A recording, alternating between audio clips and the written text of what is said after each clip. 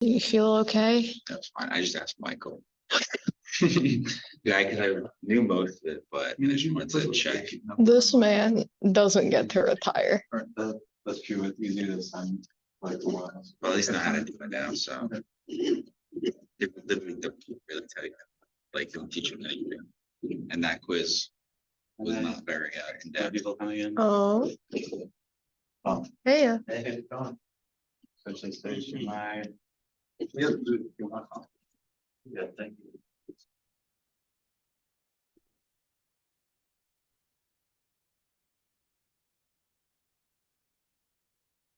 Yes. So there is SSH. Yeah, some of them.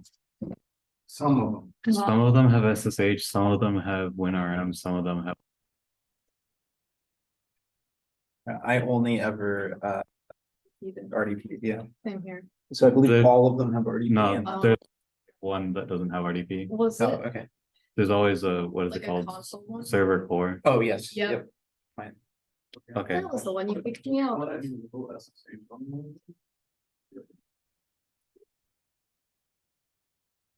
All right, I guess we can start now, right? Yeah. It's 8:08. All right, the mic looks like it's working. It's recording. I didn't forget to do anything today. You have it recording? Yeah, it's recording. Cool. Okay, hello everyone. Welcome to our first advanced workshop of the school year. I'm Rajat. I'm Adam. So today we're going to be going over file formats and some tools like Kaitai Struct for them.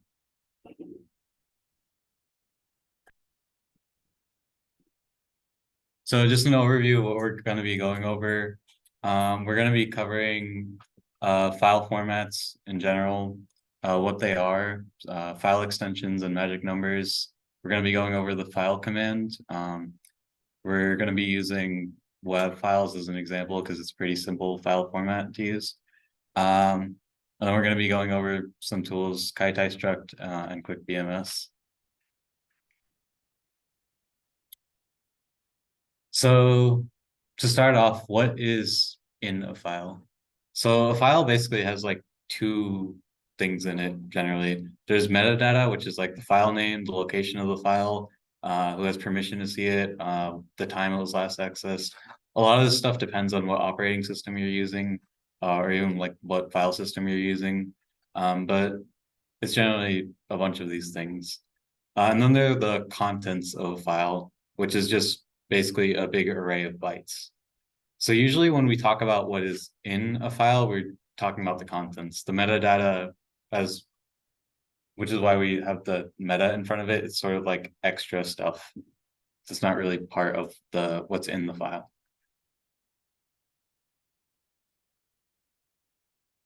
So file contents are just bytes. So you need some way to actually interpret them because you need to figure out like what's the difference between like an image file and a video file, and how do you like figure out if you have an image file, like what pixel is what byte, or like how many bytes are there per pixel or stuff like that, right?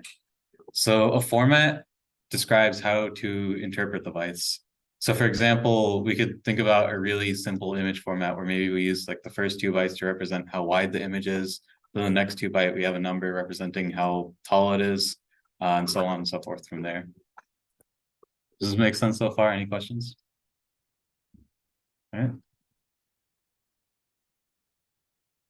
So one approach to determining what type a file is the file extension. So this you're probably familiar with if you use the computer. It's the part after the dot. So like you have a .png file or a .jpeg file, then that part at the end is the extension. And the important thing about file extensions is that they're entirely independent of the contents of the file itself. So the extension and the actual file type can be completely mismatched. So you could just like take a video file that's .mp4 and you can just like change the extension to .txt, and it's still a mp4 file, but now it just has the .txt extension. There's actually a funny story about that. I know of a video game where I think it was Knights of the Old Republic, the first one, that all of the music in the game, it has both MP3 files and WAV files, depending on the specific track. And all of the MP3 files have the .wav extension, and all of the WAV files have the MP3 extension. Why that is, I have no idea. But I believe they also have false headers appended to them, but if you delete the header and you rename them, then they're playable in an actual program. Again, why they did that, I have no idea. Probably just an obfuscation thing to like make it harder to figure out. Maybe. Yeah. Mhm. So the more reliable way of figuring out what type of file is are called magic numbers. So most file types always start with the same first few bytes. That's what we call the magic number. So for example, PNG files will always start with these same 4 bytes, the 89504E47. 89 is just a random number. 504E47 is actually PNG in ASCII. So magic numbers are always recognizable unless the file itself actually gets corrupted. So it's a lot more reliable than file name, because as long as your like disk isn't corrupted or something, it's never going to be wrong. Any questions? All right. So this is just an example. This is what WAV files look like on the inside. Their format is relatively simple. I know there's a lot of stuff on here, but the point is like, it's just a list of like extra data that's stored at the beginning of the file. And then once you get to the 45th byte and on, it's just like the audio data. So here, our first 4 bytes, we have a magic number that's called RIF, because it turns out WAV files are actually a special version of a more general file type called RIF, but no one uses any of the other RIF files. So it's just WAV files that have this at this point. Then it has like the size of the rest of the file. And then we have a second magic number that's actually the WAV one. Also just double checking, does everyone know what WAV files are? Or has anyone never seen one before? It's just like an audio format for, usually used for uncompressed audio. And then there's another magic number after WAV that's just FMT and then a space. And then after that, we start getting to like some data about the audio. So we have this format subchunk size, which is kind of irrelevant. It's just always 16. And then we finally get to the relevant part, the audio format. So this tells it like how the audio is encoded. Usually it's always just raw data because that's the only thing people use WAV files for. And then next we have the number of channels. So that would be like 1 if it's mono, 2 if it's stereo. And if you have like a surround sound thing, maybe it's 5. And it's just more stuff like that going on, like the sample rate, the bit rate, how many bytes per sample, just more stuff like that. Does anyone have any questions?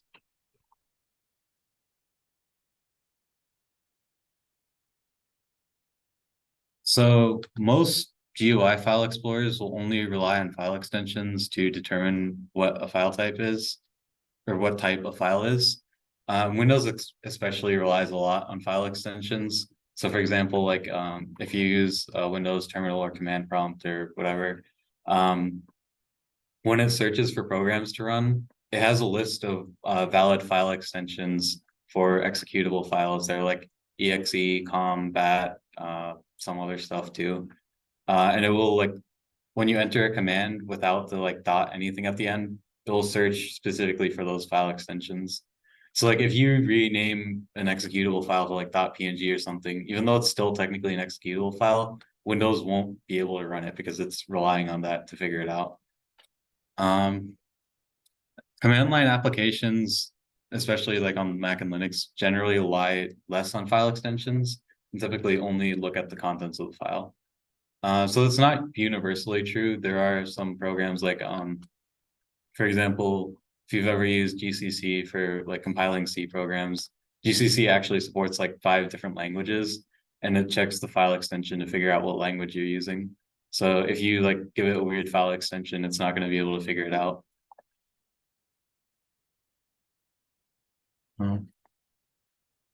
So Linux and Mac have this command called file, which is very conveniently named because it basically just tries to figure out the type of a file based only on its contents. So this completely ignores the extension. So it mainly looks at magic numbers, but also sometimes pulls more information out of the file headers. So for example, if you try running file on a PNG file, it will tell you that it's a PNG file, but it'll also tell you like what version of PNG it's using. It'll tell you like the dimensions of the file, what kind of color profile or something it's using, a bunch of other data. So this command uses this database of file types stored in a thing called a magic file, which you can find somewhere in your system. You almost definitely never need to know this or know how it works, but it's just an interesting fact. There's like a whole special language that this magic file thing uses to match patterns in files and turn that into like a human readable string for output. Also, we can just demonstrate. I'm just going to. I'm just going to use the iLab straight.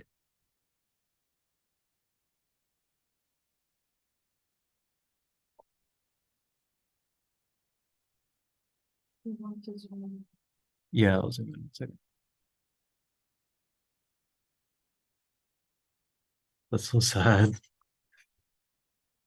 They like changed all the host keys on the iLab recently for some reason, so you have to manually delete this.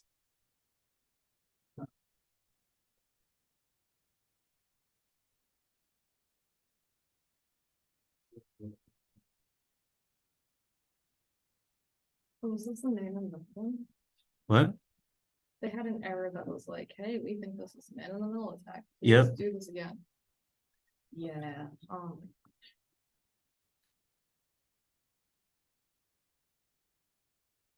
Because yeah, it's like.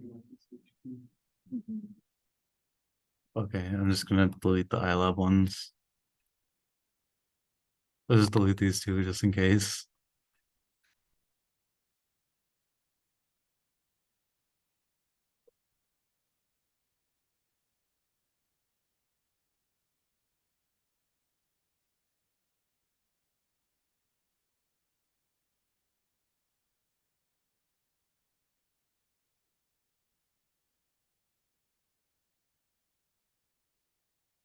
All right. Can everyone see now? So in case anyone's never heard of this, these are the iLabs. This is basically like a set of computers Rutgers has that if you're a CS major or taking any CS classes, you can get access to these. It's really helpful because if you're on Windows, you can like remote access them and use Linux from wherever you want. So let's see, I have some interesting files in here. So we can just run file on like anything here. Let's run it on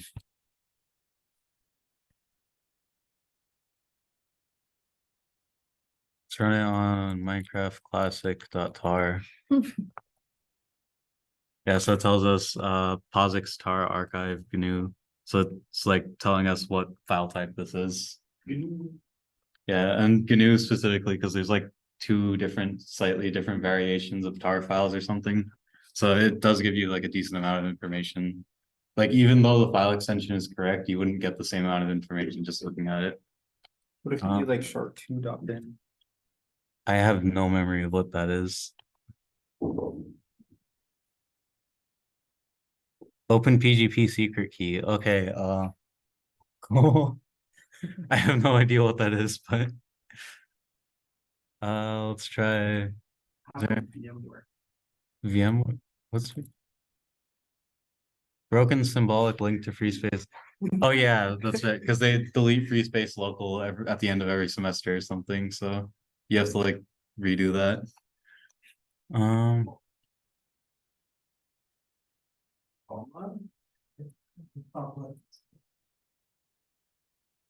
I think that's a folder, right? Yeah, okay. Well, we can see into there and see what's in there. Yeah. Would bomb just be an executable? I think That's a folder if you just went into it. Yeah. yeah, okay, here's the executable. So you can do file bomb. And it gives you a ton of details about it. So it tells us this is ELF 64-bit LSB Pi executable x86-64 version 1 SSB dynamically linked interpreter, this thing for GNU Linux 3.2.0 with debug info not stripped. So it's a decent amount of information depending on the file type. All right. Yeah. Another helpful command, I don't remember if this is installed on the iLabs, but binwalk, it's sort of like a more advanced version of the file command. It can find files embedded in the middle of other files. So basically, like, the file command will just check the beginning of the file for magic numbers and use that to figure out what type it is. But binwalk will basically search the whole file for magic numbers. So like if you have a file that's like in the middle of another file or something, you can find it with binwalk. So this is useful for forensics if you have like a weird archive file format or something. But you have to be careful because this tends to give some false positives. Because you can imagine like if we're just searching for a combination of 4 letters throughout an entire like 100 megabyte file or something, you're bound to have like some coincidences, like you just happen to have these 4 letters at some point. So if you get something from binwalk that says like this is an archive format from an operating system from 1998 that no one ever used, it's probably a false positive. Let me check. Is it installed on the iLabs? It is not. Okay. But if you want, you can install it and try it. It's just binwalk and then whatever file you have. It's not gonna work.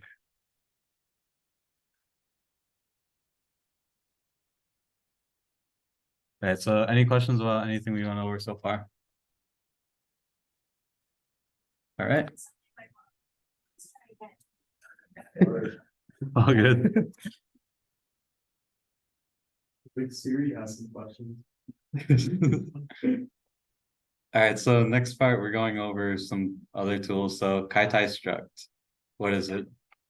So Kaitai Struct is an analysis tool for exploring file formats. It has a web-based IDE, so you don't need to download anything. You can just use it in your web browser. And it allows you to make a visual tree representation of whatever data you have stored in the file. And it creates these trees using this special parser language. It comes with some pre-built parsers for common file types, and it also allows you to write your own. So the built-in parsers are pretty useful. It comes with pre-made parsers for a lot of common file formats. Here, just as an example, this is their list of image file formats. So they have like BMP, GIF, GIMP, Brush, ICO, JPEG, PNG, some other ones that I've never heard of. So yeah, these are useful for analyzing stuff. So as a demo, we're gonna take a look at a challenge from Pico CTF. Does anyone not know what CTFs are, just so I can give some context? All right, cool. So this is a CTF challenge from this year's Pico CTF. So like a few months ago, basically, last spring. It's not letting me escape. Were you hitting the escape key? Oh, I'm hitting tab. That's crazy. Yeah. I'm blaming the keyboard. My keyboard. Yeah, better keyboard. It's a perfectly fine keyboard. I don't like it. I don't like your laptop. This is my laptop, you may. Right, it's a nice laptop. Mac sucks. Oh, yeah, that's I- true. I Never mind. that. I couldn't see the max Shit. because I was looking at all the other I gotta ones. check my password. Is it John? The real Beyonce? Oh my God. Oh yeah, what the hell is this? The real Oh, no, Beyonce. no, that was from my database class where they had us make usernames and we typed that in. And then it just saved because I didn't want to type it in again. That's funny. Oh, okay. And the password was password. I Oh, you honestly, can go to it. Liz, you don't have a keylogger on this computer, do you? should I? Not that she's a logger. Oh, okay. That's something else we should do. Oh, you want us to put a keylogger? No. Something else. Not on the stream. I'm saying we should automate like, you know, detection. Okay. I definitely ate too fast. My stomach hurts. Welcome to indigestion. Sucks. But you had like 10 fruit snacks. I had 10 fruit snacks and half a wrap, and now my stomach hates me. Oh my god. I'm not doing this. practice, that's where it is. Okay, so here's another idea. Really drinking does make me so good. No. Probably not. Water? I didn't see you drink water over there. All right, so there's a long description, but basically the gist is we have this image. I had coffee. That doesn't do anything. Okay, I'll put the, I had coffee for breakfast. For breakfast. okay, we have this image and there's something hidden there and we have to figure out what it is. So, yeah, I'm pretty sure it's just AI generated thing. From what? Makes sense. I have no What do idea. you think the input was? Like a weird looking. It's like, yeah, it looks like. Yeah. Person. Then what can be hidden? A lot of like, I don't know. Yeah, Static so background. so just to be clear, I did this during the competition. It's like a 2 week long competition. This took me like 3 or 4 days, so we're gonna be going a little bit fast. How many of those days were before Kaitai Struct? Or you were using it all for days? I don't remember. I think I spent like a couple days trying to just mess around with it in an image editor, and then a couple days trying to solve it using Kaitai Struct. Got it. So we're not gonna mess around with it in image editor. You could try that if you want, but there's nothing there, unfortunately. Oh, is there something else in there? Yeah, so what we're gonna do is open this in Kaitai Struct and look at it. So let's go to Kaitai. It auto completes. That's crazy. Wasn't there someone that encoded an entire like bin in like like white and black dots? Yeah. for MPNGs? In That YouTube, was yeah. crazy.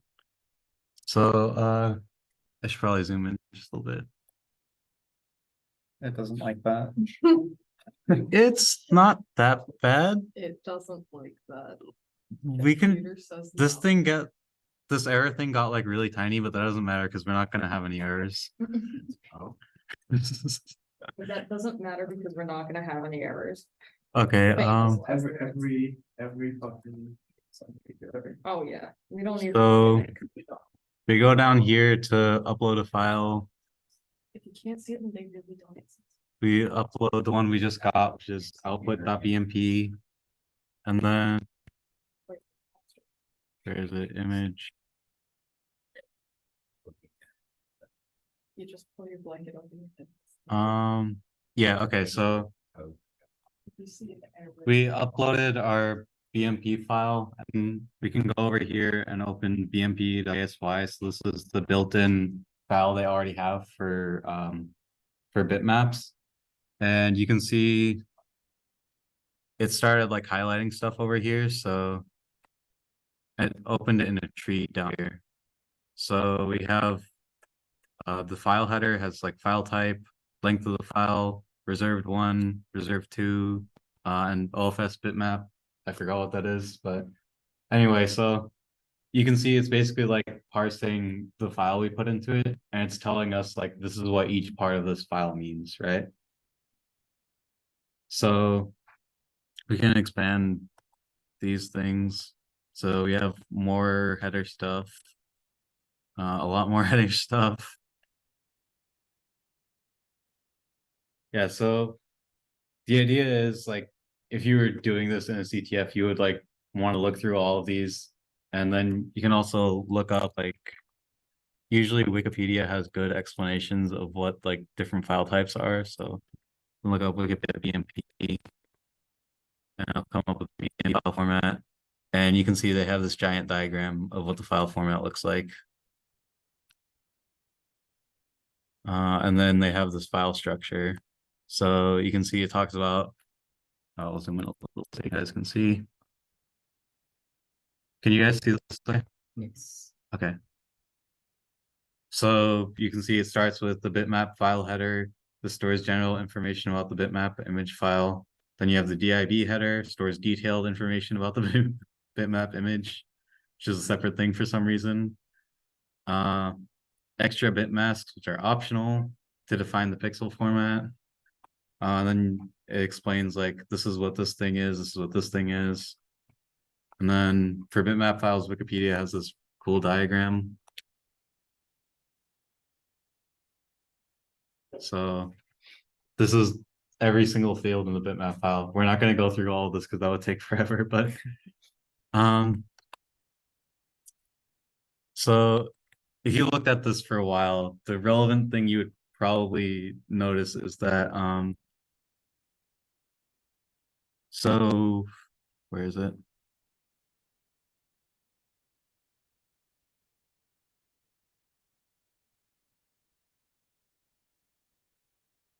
Okay, wait, let me check the image again. So you have, okay, it should be bits per pixel over here.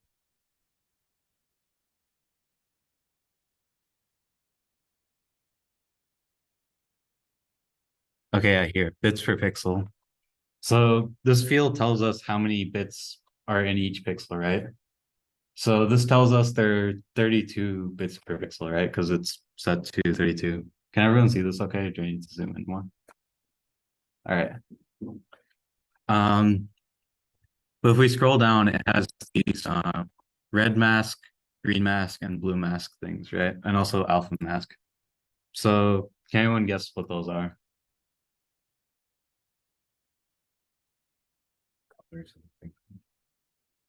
Yeah, so it's related to the colors of the pixels. Basically, they're like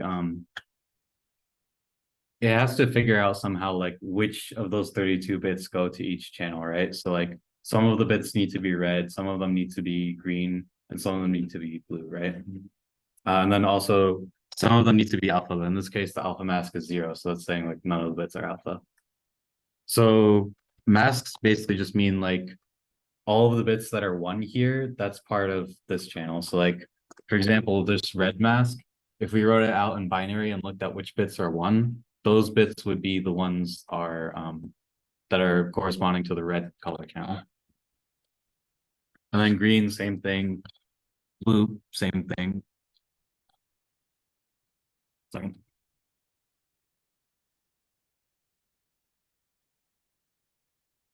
You okay? Yeah, I just got like a pain in my foot for no reason all of a sudden. I don't know what's happening. Spider in your shoe? What? Spider in your shoe? That would be really fucked up. I hope not. Last number recording. Okay, I'm going to like sit down. Whatever computer. Yeah, this was mine. I'll put it back in here. All right. What a night. The spiders. Yeah, okay. I have no idea what that is, but yeah, okay. All right, where was that? Yeah, so anywhere like these masks are 1, that's like a place for taking that color value out of, right? So okay, where was I? I'm sorry.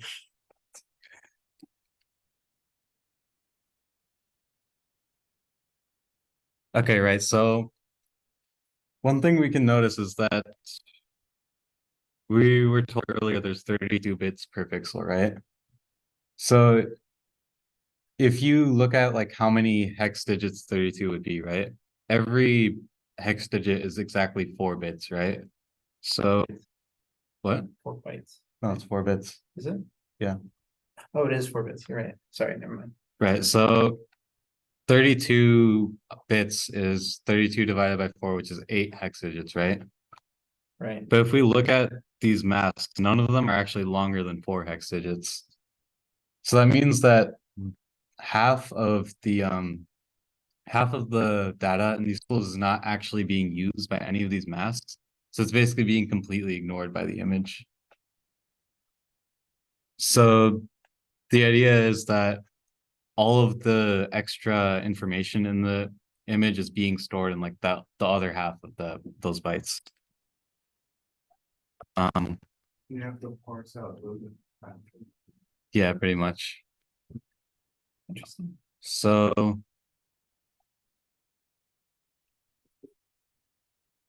yeah, okay, I think my foot's back to normal again. I have no idea what that was. That was fucking scary. No, it was like hurting. I don't know what the Is there a spider in my shoe? Scorpions. I- in Jersey. There's a fucking scorpion in my shoe. I'm killing myself. Maybe it'll get you first. Clearly it already did. Yeah. Okay, my foot's better. I'm sorry. I don't know what that was. No, it feels fine now. Someone's like messing with my voodoo doll or something. I'll get him happy. Okay, yeah, I'm sorry. Okay, so basically to solve this challenge, you can export this, you can generate a parser with this, so we can generate a Python parser. And it gives us this giant file. There's some stuff I think you need to adjust to like actually solve this challenge, because by default, the I don't remember exactly what it was, but there was something weird with the bitmap thing. So you have to like adjust you have to adjust something in this code, and then you can extract it just by taking like every half of the data and every pixel, you just put it together, it gives you a zip file. Then you unzip that and that has the flag in it. That's pretty cool. Yeah. So we'll leave that as an exercise to the viewer. You can figure that one out.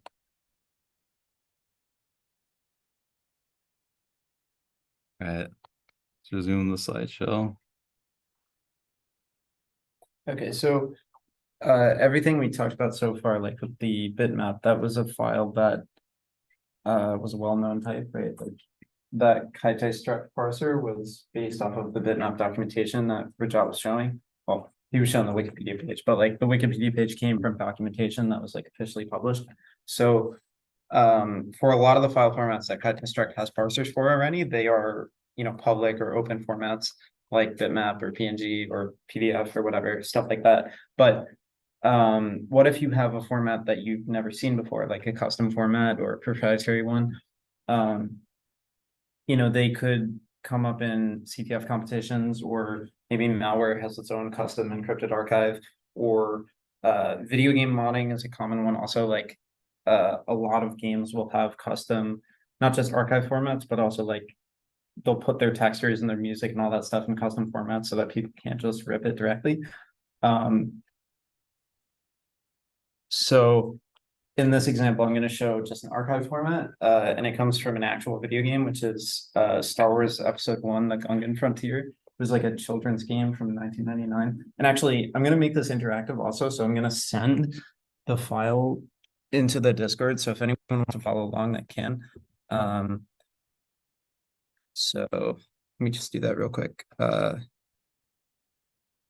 the National Defense Workshop channel, though. So By the way, if you can't see this channel, go to the all channels thing at the top left. It's called all channels or something like that. For some reason, the workshop channels were unchecked by default. I found that out at the beginner workshop a few days ago. So no one could see it by default. okay, so this is just one of like 5 archive formats that can, or archive files that came with the game.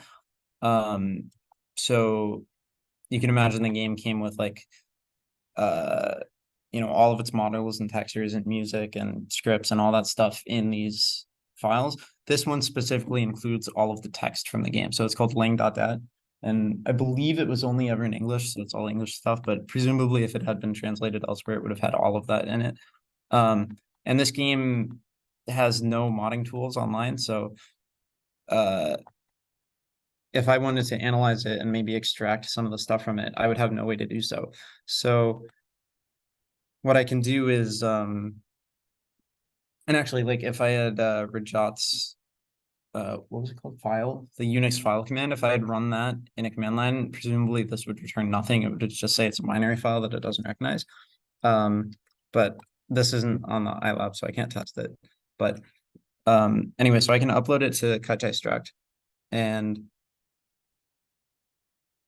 then what I'll do is I'll make myself a new KSY file.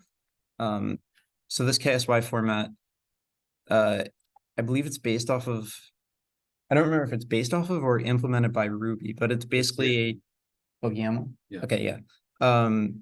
Yeah, I think it runs on Ruby, but it's based on YAML. Yeah. Yeah, okay. So just looking through, let me go back to the bitmap one for a second just to show, like, the main way it works, it's got this meta section up here where, oh, oops. What do you do? Okay, that's back to the way it was. It has this meta section up here, which has, it names it, gives it the file extension, and it has some other info, which we don't really need. And then, documentation isn't that important either. But then it has a sequence section, which is where all of the info for the file is listed in order. And then anything that has a type that isn't built in is then defined in the type section. And there's some more complicated things that you can do too. Most KSY files only use sequence and types, but you can see this one also uses enums. And there's one other kind that we're going to do in our own file, but I'll get to that when we have to. Okay, so I'm just going to start the analysis now. So if I pull up lang.dat as well as our KSY file here, you can see lang.dat in the corner. And it looks like a lot of plain text here, at least starting from the 5th byte. But the first 4 bytes are not plain text. You can see that these are not periods if you look in the ASCII section down here. So even though they show as periods in the hex editor, they aren't actually periods because period is the placeholder. So those are not ASCII characters and neither is this, but everything else is. So presumably this is not part of the same data that this is. If this is a string, it starts here. So the first thing that we could note is that those first 4 bytes are probably some kind of value. So we can declare a new ID in the sequence. I'll just call it unknown for now. And it's size 4.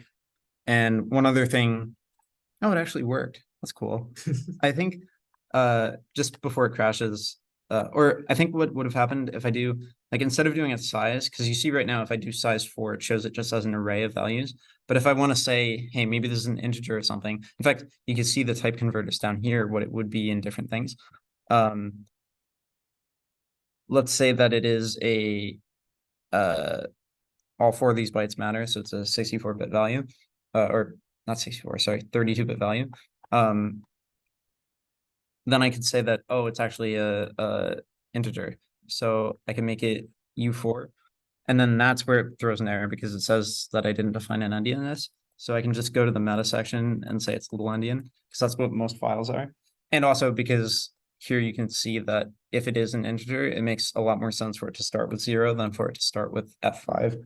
And that's just because, once it lays out C1 FF5, usually if you have a 0, 0, and then another 0 like this, that means it starts with 0, 0, 0. I mean, it could be possible for this to be a big endian value and you could trial and error it, but we're just going to guess that it's little endian, and in this case, we're guessing correctly. So just a question, does anyone not know what a big and little endian are? All right, so do you want to explain? Yeah, I can just explain real quick, but basically it's just the order of the bytes. So right now, because it's little endian, it means it's actually backwards. So the way that the bytes are laid out here is the opposite of what the value is. So the F5 is last, followed or preceded by 1F, preceded by 0C, preceded by 0, 0. But if I had it as big endian, it would actually appear the way it's laid out in memory, like that. But okay, so now we have this value here, but what does it mean? Well, one common thing that a file could have, usually when you have a value like this, especially at the beginning of a file and you don't know what it means, obviously it's not a magic number because it's not a string, but it could be a size or an offset. And so one thing we can do is scroll down to the bottom and just check the size of the file. So the file is C2D40 or C2D46 bytes long. So it doesn't seem like it's a size because it's smaller than that, but you'll notice that it is within the bounds of the file and it's just slightly before the total length. So it does make sense to be an offset. And so what we'll do is, and this is where I mentioned the one section that we're going to use that isn't sequence. There's something you can do in Kaitai Struct called an instance. And so what an instance is if you have bytes starting at an offset from the top, and you want to put other bytes between them later, you can use an instance. So in this case, you can basically think of it as like defining a variable at a custom offset. So in this case, we're gonna say like, I don't know, unknown2 or something, and then it will have its own sequence, and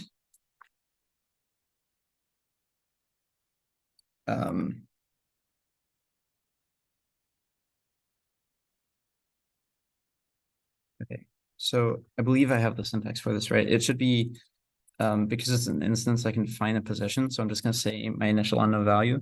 And then the last thing is it needs a size. So for now, I'll just say a size of like 1 or something just to demo. And oh, okay, that might not have worked. One moment. I think it's actually I do position unknown size 1. Does that work? That does work.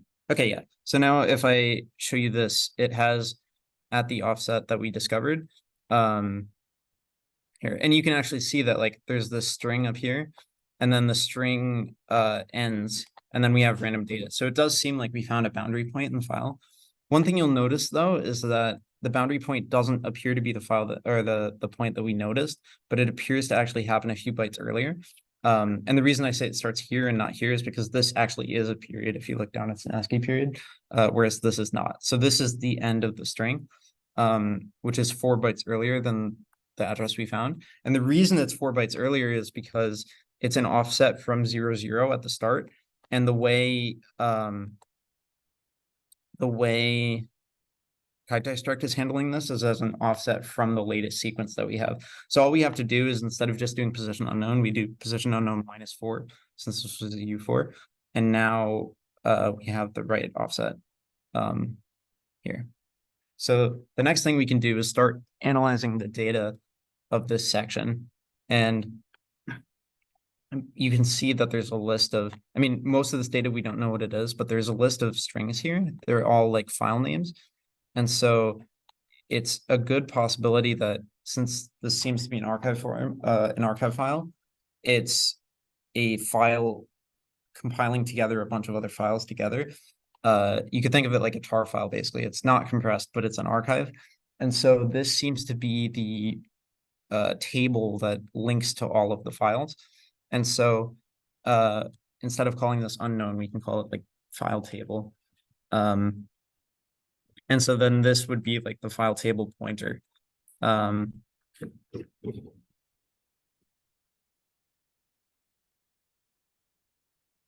so now that we have our file table discovered, we still don't know what any of these values are, but we can skip to the first values that we do understand and then go from there. So right now, our first file, or our first value we understand, is here, and we want to skip to the beginning of the string. So all I need to do is, well, the first thing I can actually do, instead of just making this a size, because right now it's treating it as a byte array, I can define a new type. So I'm just going to say this is a file table, and then I will define a new file table type. And so then in there, I'll make my own sequence, and then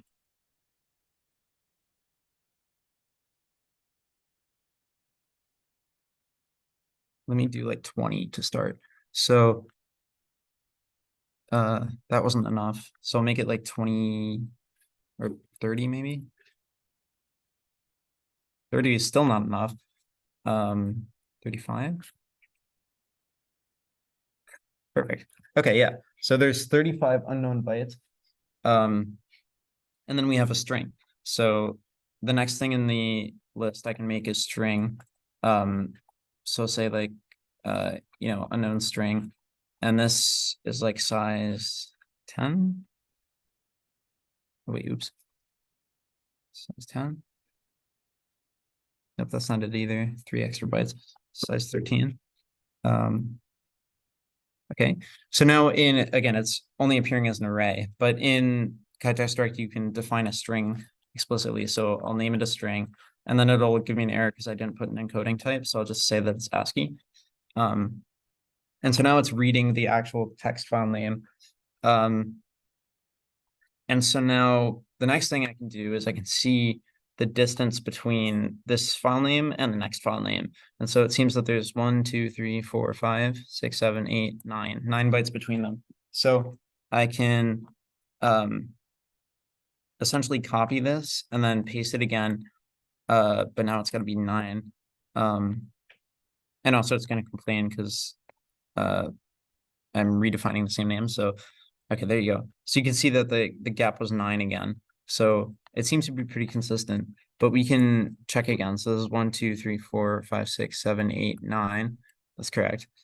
1, 2, 3, 4, 5, 6, 7, 8, 9, 10. So that's a little bit of a problem. Well,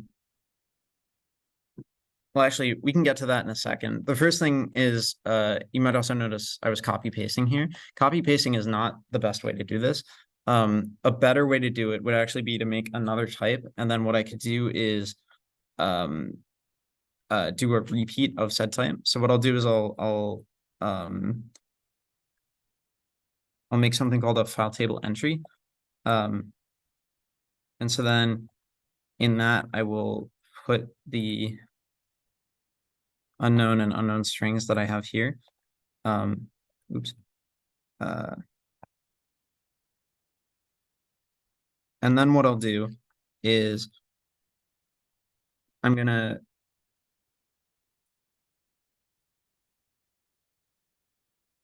name this entries, and then it'll be type file table entry.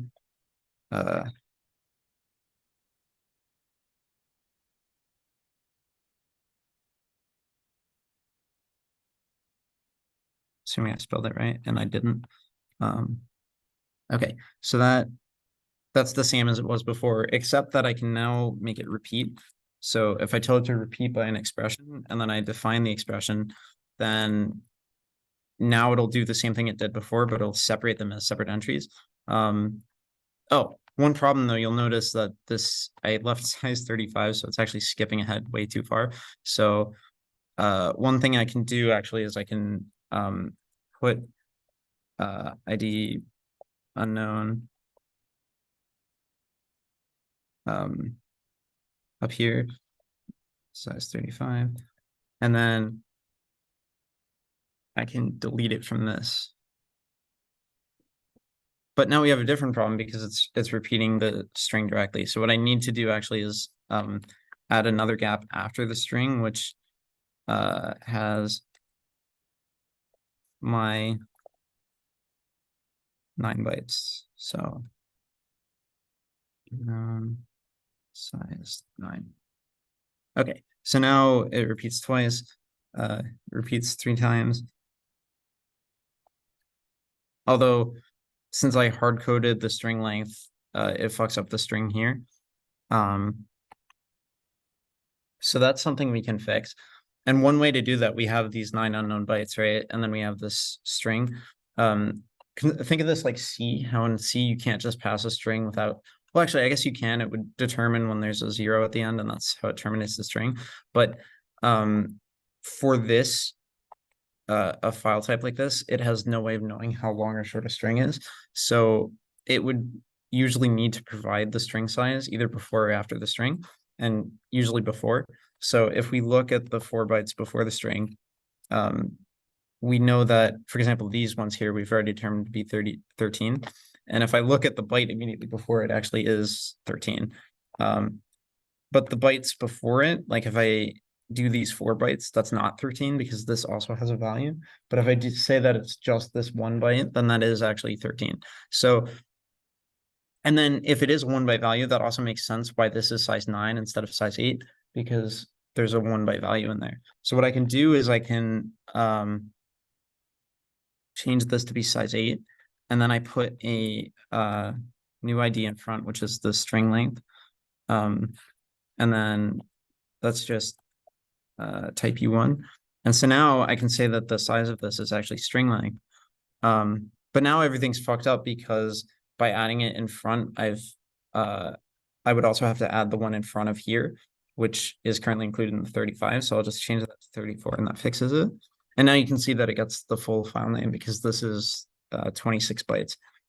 So is everyone following along still?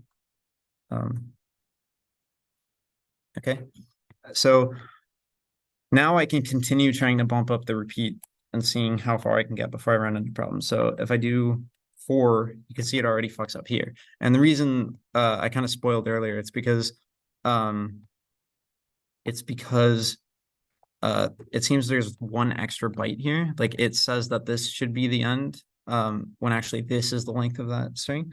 And it's like, why is there 1 extra byte? Well, the first time I analyzed this file, I banged my head on that problem for a little bit, but I figured it out eventually. So you'll notice that all of these up here, like for example, when it's 13, it has 9 following it, right? 13 and 9 is what is it, 22, I think. Whereas down here it's 26. So if you had 26 plus 9, then you get 35, which is an odd number of bytes. And so for whatever reason, this file really wants to be even aligned. And so when the file name string is even, in order to accommodate for the odd length, it adds 1 extra byte to the end. So this is just a padding byte right here, this extra 0. And so another thing that Kaitai Struct lets you do is add optional bytes. So right after our 8 unknown values, we can add a padding byte. And so this is just U1. Actually, I could just say it's a size 1. It doesn't really matter. But the important part is that I say it only exists if the file name length is an even number. And so for that, I just divide string length, or modulus it by 2 and then see if it's equal to 0. That's a common trick to determine evenness. And now you can see that it recognizes the next one correctly because it includes that extra 0, which it doesn't include for any of the previous ones. So now I should be able to, assuming that I've analyzed this file correctly, I should be able to loop this repeat indefinitely and get it to work. Well, I've done too much for the length of the file, but I can, bump that down to, let's see, 40. Okay, 40 works. And it seems to be working down here. If I look towards the bottom. Oh wait, this is a problem down here. Let's see if the problem, if any earlier ones are problematic. Oh yeah, that's messed up too. Okay, so the early ones work fine. I'll just open all of them to see where the problem starts.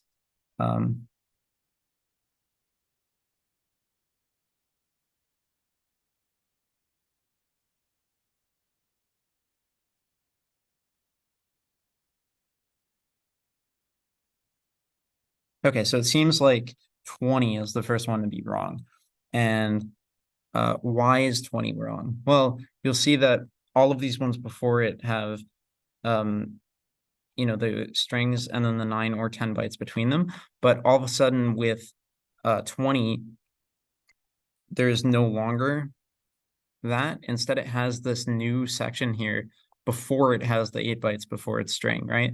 And then again, it has another section like right after it before the 8 bytes before the string, and then it goes back to being the way it was. So this should ring a bell because we've seen something like this before, actually. At the beginning, we have all those unknown bytes still, the 34, right? And if I go back to the top, you can see a very similar format where there's this 4 bytes and then a bunch of extra data before our 8 start. So it turns out that I've had this wrong the whole time. This unknown and padding isn't at the end, but it's actually at the beginning before the string. And so if I reverse that, then I have to subtract 8 from this for it to work again. And so, oh wait, the padding might be wrong now. One moment.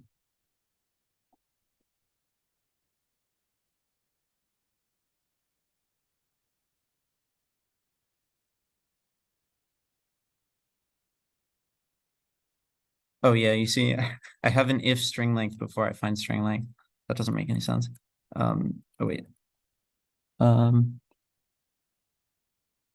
Okay, so I think the padding actually should have stayed there. It was just the unknown 8 that should have moved. Does that fix it? It does fix it. Okay, so that still doesn't solve our problem, but what we can do now is figure out that let's say that this string right here is the start of that section. Then we have 1, 2, 3, 4, or actually, let me count 8 from the start of this and then count to the start of there. So 1, 2, 3, 4, 5, 6, 7, 8. Okay, so that's the 8 bytes that we've already counted for. Actually, I think that is. Oh yeah, I'm sorry. I forgot about the length. It's 9 bytes. But yeah, so that they're visualized here. I don't even have to count them. But now starting from here, I can count the number of bytes to the string. So there's 1, 2, 3, 4, 5, 6, 7, 8, 9, 10, 11, 12. Seems there's 12 bytes for this header beforehand. And so it doesn't actually go right in the file table entries at all. It goes into sections first, and then within the sections are these file table entries. So what I can do is make a new ID for my sections, and then type section, and then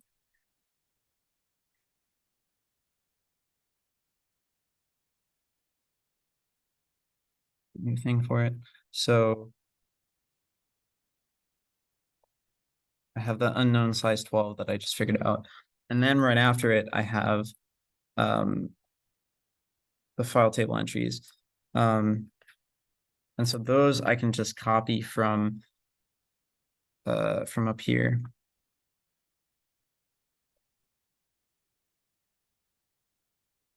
So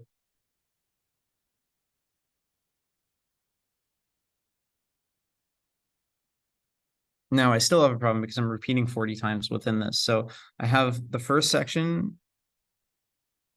Oh, the first section is wrong also because I didn't adjust for this again. So I have to subtract 12 from it. So it's now 14. So that should be correct now. And it is. So all of these should be correct. Yep. But again, like I said, I still have a problem because I'm showing more than the size of the section. So evidently something within these 12 bytes has to tell me the size of the section. So first of all, I can tell the first 4 are the string. So it's not actually unknown 12, it's going to be an unknown 8. And the first 4 will be like, I guess, section name. Size 4, type string.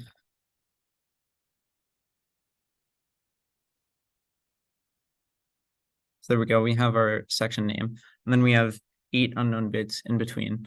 And so one of them should be the number of entries. And we already know that there's going to be 20 entries because that's the last one that's fucked up. So looking from the top, you can see that there's obviously 2 integers here using little endian. So one of them is 138, which is not what we're looking for. And the other one is 20. So this second one is clearly the number of entries.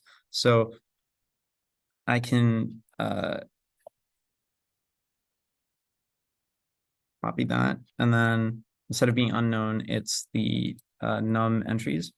And then make it actually an integer. And then instead of doing the arbitrary repeated expression that I did before, I can now make it the number of entries. And so now there's only 20, which is the correct ending boundary. And so then what I can do is take this section up here and not up here. Where do I have it? I have it. Oh yeah. Okay. I can take this and repeat it.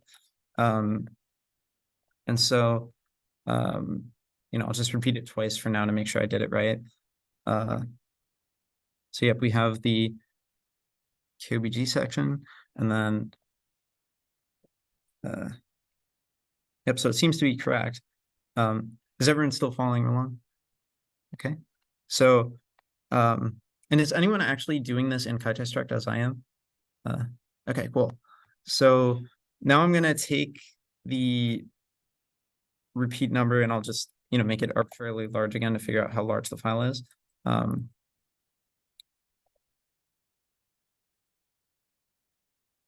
No, still too many. Okay, so it seems to be 10. And so that should bring us to the end of the file. And actually, this file is corrupted. It came in the game like this. I don't know why they pack it or they ship the game with a corrupted file, but and actually I'm not sure if it even counts as corrupted because we'll find out in a second that there are only supposed to be 10 sections, but for some reason there is all this garbage data at the end. So it seems like initially it was supposed to be larger and then they just rewrote to the file without deleting all this extra junk.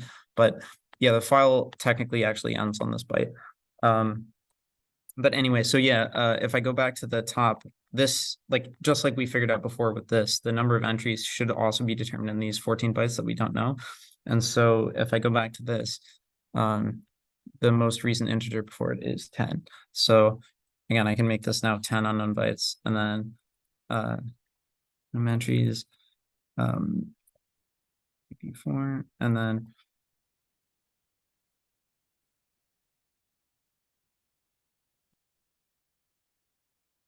now we have almost the entire data that we would need to extract this file. We do still have a few unknowns though that we can fill out. And with just a little more knowledge, we can figure out almost everything. So for one thing, these unknowns in the file table entries, there's 2 of them. Or it seems like, you know, with 8 bytes, there's probably 2 integers right next to each other. And then that's more obvious with the zeros being at the end. So with this first one, we have a value of 4, and then we have a value of 756. And then if we look at the next entry, we have a value of 760, and then a value of 2252 something. But so based on that, if the first one was 4 and 756, and then the next one starts with 760, obviously it added the first 2 together. So one of the 2 was a size, and one of them was an offset. And since we're starting at the beginning of the file, it makes more sense for the smaller one to be the offset. So in this, Bless you. in this, two, I don't know why I keep adding that colon there. I've done it like 5 times. In this, then it makes more sense for the second one to be the size and the first one to be the offset. Actually, again, I'll make them actual integers.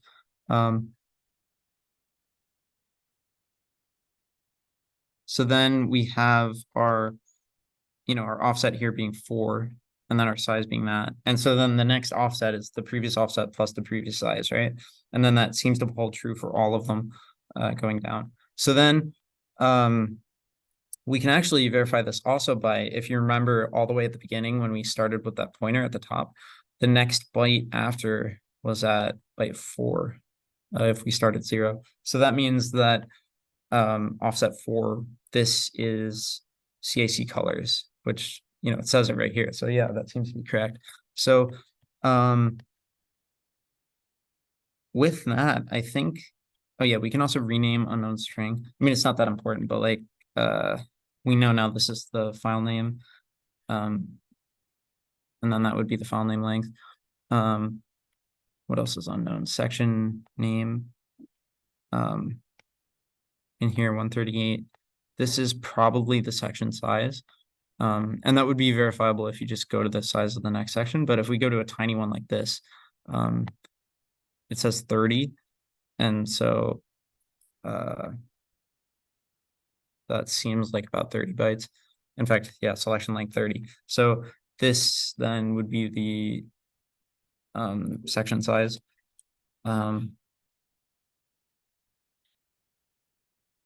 And then the only other unknown is this up top, which is the stuff before the file table starts. And again, it seems like there's an integer here, 82, which I'm not actually sure what this refers to, but maybe it could be like the total size of the header or something. But actually, no, the header is too large. I don't think it's that. Oops. Guess I have to do it manually, but yeah, it's definitely not the size of the header. Not sure. Well, regardless, whatever these values are, they're not really important for extracting files, because if our goal is extracting files, see, if our goal is extracting files, we have everything we need now because we can get to all of these entries and we have a size and an offset, and that's all you need to extract an archive. So if we wanted to, we could at this point generate a parser in any of these languages, but that would still require you to do your own coding. You'd have to build the code and run it or whatever. I mean, I guess you could run Python or JavaScript just from the command line, but you'd still have to do more work to actually get it to extract the files. So what I'm going to do is show off a language that isn't here, but that is useful. So if I go back to the slides for a second, just to introduce it. Alt tab, sorry. Oh wait, I'm Yeah. uh Wait, you were in the right window. I was in the right window, you're right. Right here. Okay, Okay. so QuickBMS is a tool for writing extraction scripts. It's actually the best way to think of it is that it's an executable for extracting archives that takes in a scripting language, and then it's designed so that in like 20 lines you can extract pretty much any file you want. And so what we can do is take the format that we just figured out from Kaitai Struct and port it straight into QuickBMS using the documentation we generated. And it is cross-platform. It runs on Windows and Linux for sure. I'm not sure about Mac. Unfortunately, though, Linux, it doesn't provide working binaries out of the box. You have to build it yourself, which is a little bit of a pain, but we're just going to use Windows here because that's what we have. So going back here, then I'm going to pull up the folder where we have our lang.dat folder. And so I have QuickBMS here already. I can copy this into there, and then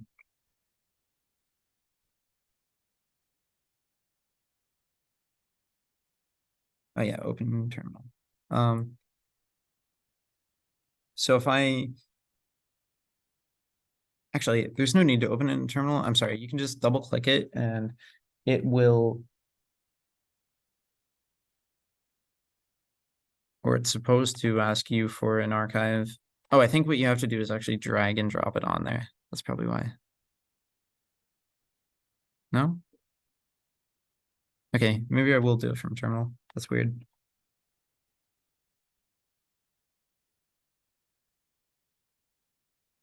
Oh.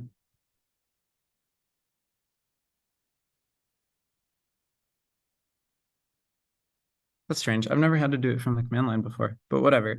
Okay, so the simple version is you just you pass in the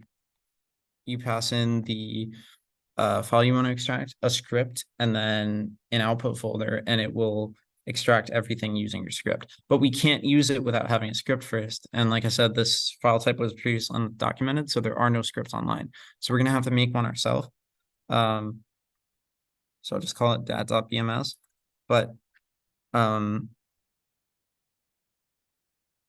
QuickBMS in its text file README has an extensive documentation, not just for its usage, but specifically for how its scripting works. So it has a list of like all the types here and all the different commands that you can do. So we're not going to need most of these for what we want to do, but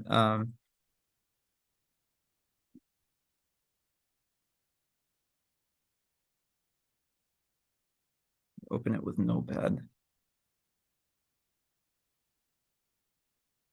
Okay, Notepad.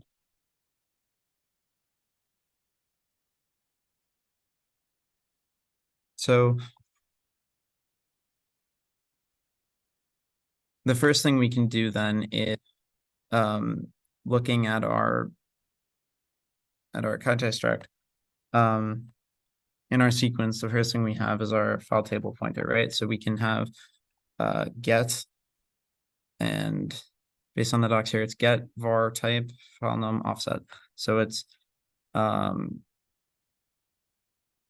we can, var is just a name we can make up, so I'll just use the same name that we have in here, file table pointer.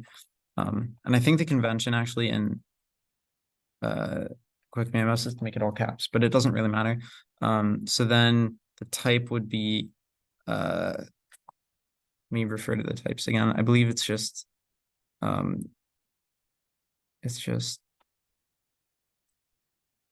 okay, it would be a long then. So get file table pointer long. And then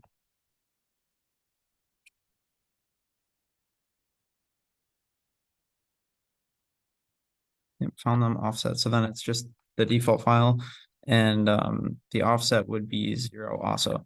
So then and actually neither of those things you have to provide. If you don't provide the file number, then it just does the default. And if you don't provide an offset, it has its own internal counter for what offset to get from. So the next thing that we can do is go to, which moves to an offset. And so since we have a pointer here, we can just change that internal variable. So we'll go to the offset we just found.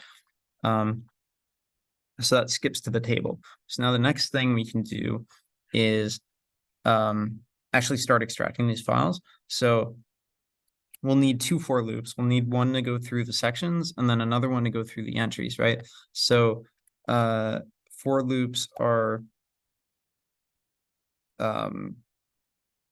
not that different from any other language. You just have to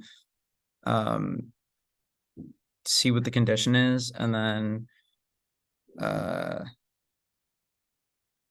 yeah, so like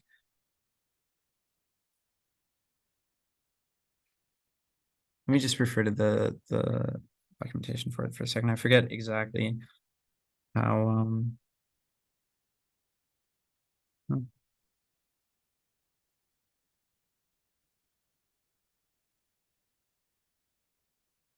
it might be faster. I just scroll. What order was it in? It was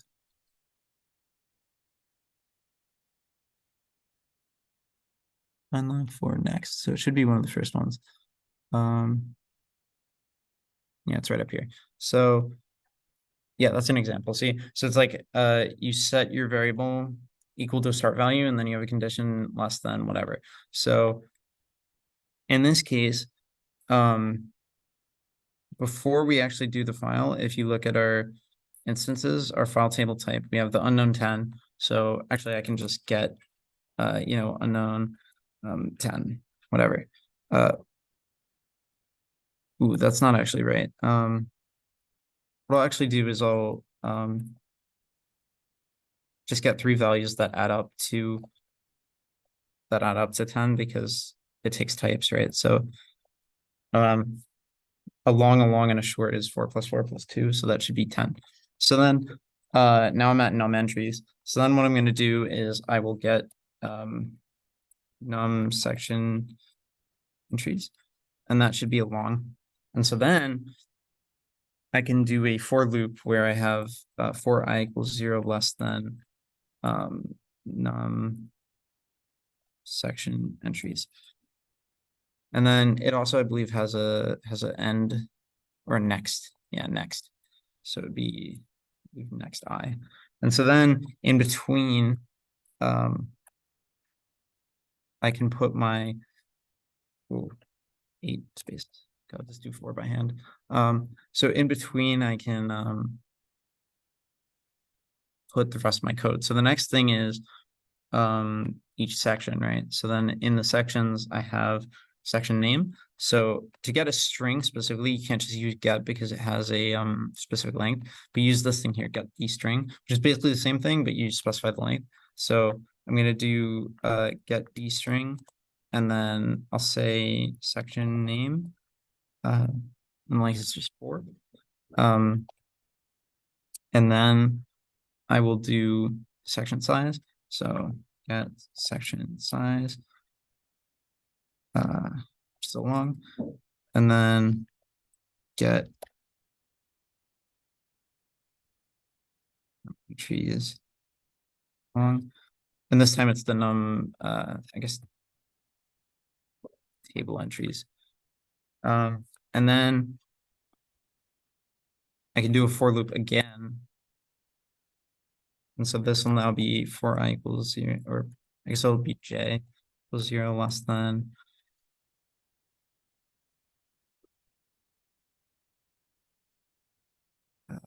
num table entries.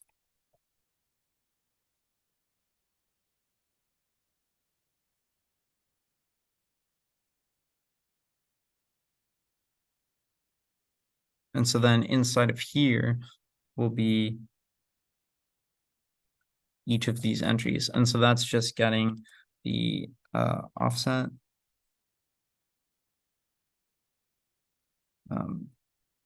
Get size.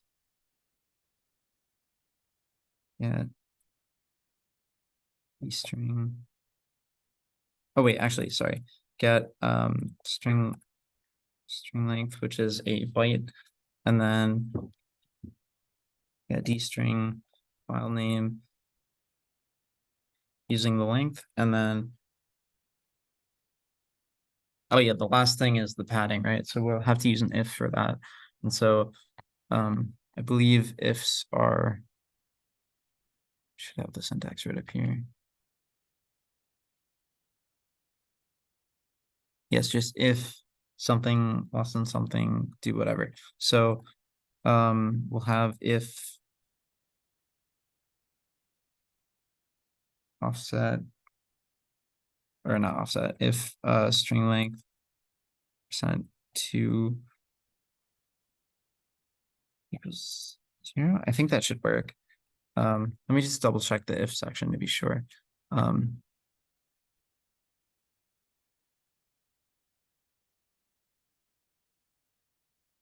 Oh, so it's got an end if at the end, and then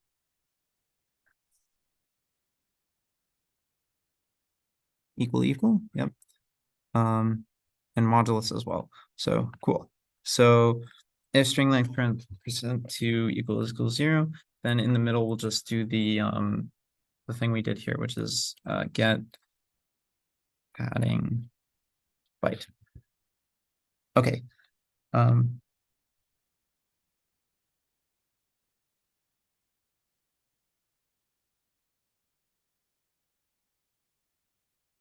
So I believe this is the end actually. The only thing we need to do now is actually extract the files. And so now that we have all the values we need,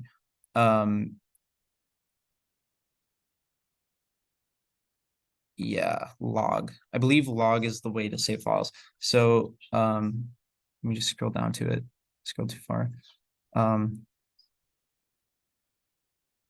Log is the operation to actually extract a file. So all you have to do is at the end here, log file name, offset, size, and that's it. So assuming that I wrote this correctly, then run in QuickBMS should actually extract all of the files. So I'm going to make a new folder just to put the extracted files in. Dot extract, and then, or actually not that, I'm sorry, it should be called lang.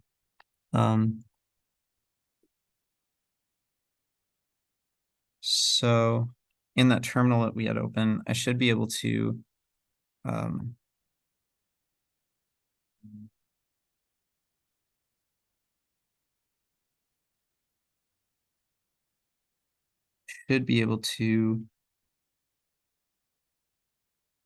pass in that dot BMS, lang dot that, and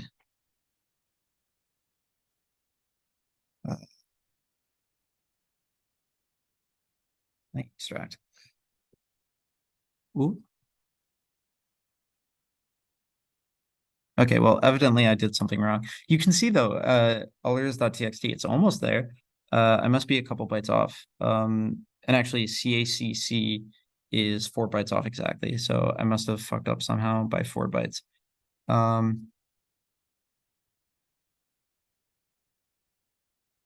let's refer back to the Kaitai struct and see what I did wrong. Um.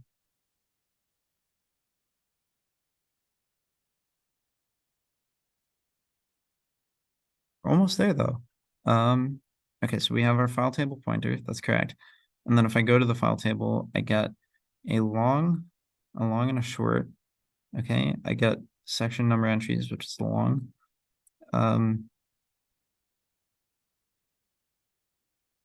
And then I get a skip to the sections. I get the section name, which is size 4. I get the section size, which is 4. I get the number of entries, which is 4. And within the entries, I have 4, 4, 1. Okay, I'm not sure why it's off by 4. Maybe one of these padding things I shouldn't have. I'll just remove one for a second and see if that helps.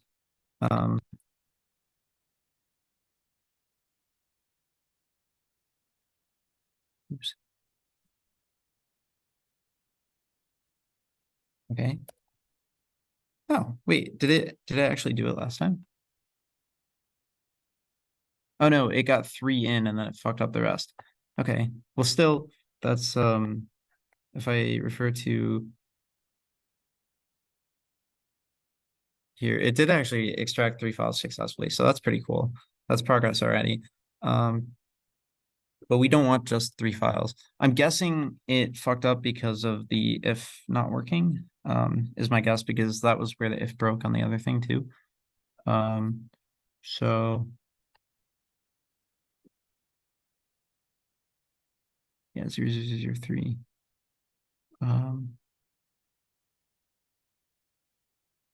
Maybe I reversed the order of the if or something.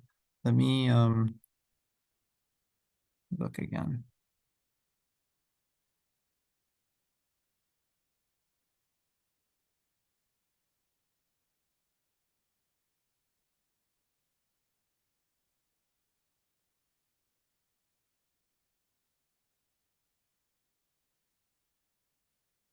Anyone have any ideas what I did wrong? No.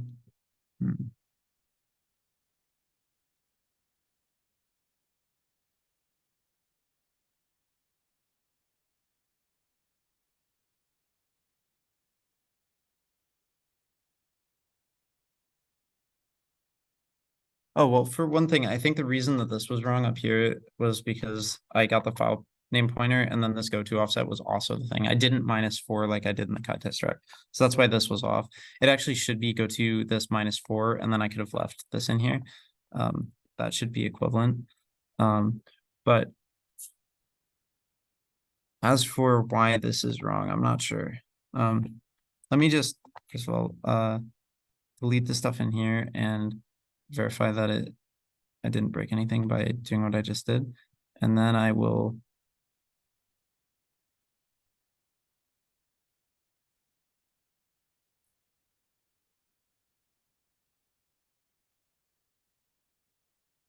I did break something.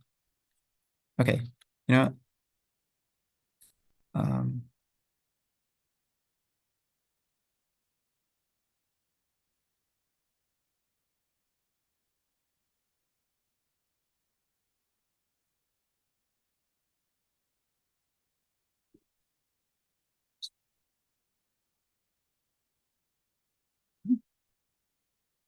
I saved it, didn't I?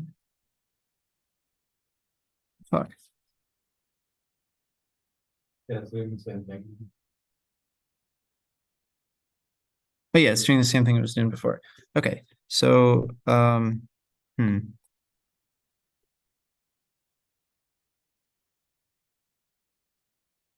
okay.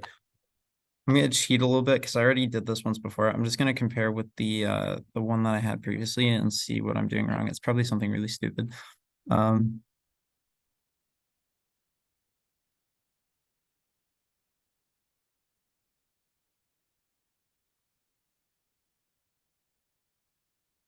Is it that I didn't set it little ending? That can't be right, right?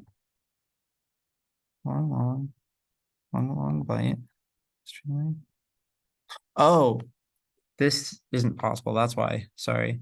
What I have to do is Yeah, okay, what I have to actually do, there's a math operation in here, so what I should have done was this, and then I could have done it directly with string length. Sorry, that was the problem. It should work now, I think. Oh wait, I keep putting 2 slashes. No? It was math, Sterling, mod 2 in the original one. Oh, was it?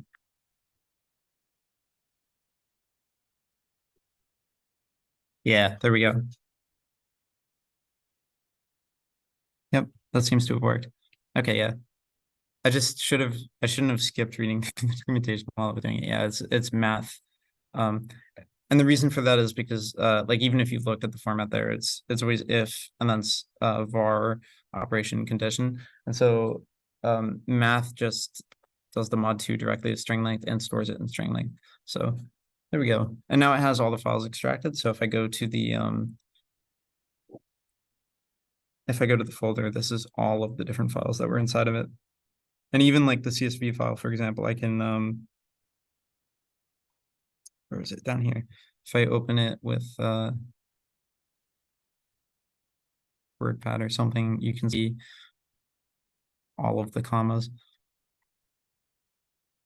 I think this is all like the dialogue and stuff. But yeah, that's pretty much it. So yeah, we've successfully extracted all the files from this game. And I don't have the other dot files here, but if I did, they would all extract exactly like this as well with the same script. So for somebody who would be interested in like making video game mods or something, it's very useful. That's not it. I want.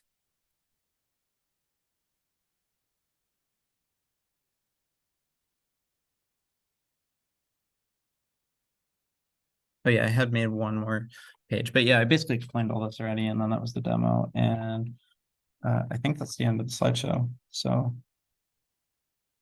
yeah, that's pretty much it. That's all we had.